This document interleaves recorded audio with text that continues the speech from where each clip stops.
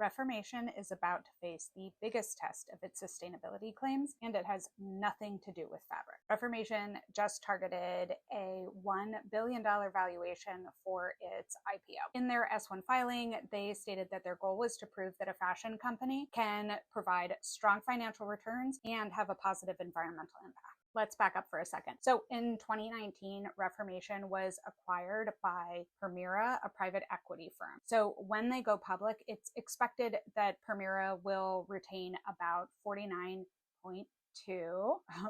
of the shares. Look, Reformation is a brand that built its entire identity on sustainability. They often said that being naked was the most sustainable fashion choice and that Reformation was the second most. Early in their history, they focused on it being US made, but over time, they have outsourced more and more of their production to other countries. And so while they still operate a US based factory, really now the majority of their production is based abroad. So the question becomes, will Reformation's future shareholders demand as rigorous economic returns as the environmental returns that you would hope to see from a company that built its entire identity on being better for the planet? This leads me to many questions, but one of which is whether a public company that has a founding environmental mission be true to that environmental mission when what they're being held responsible for is shareholder earnings. I'm curious to know if you've seen examples of companies that have gone public that have an environmental mission have been able to stay true to that mission, where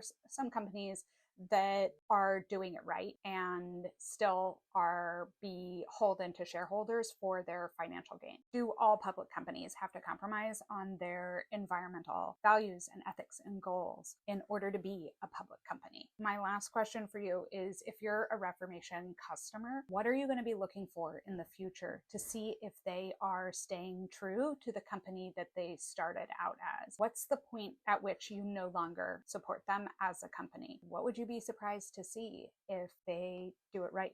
What does that look like too?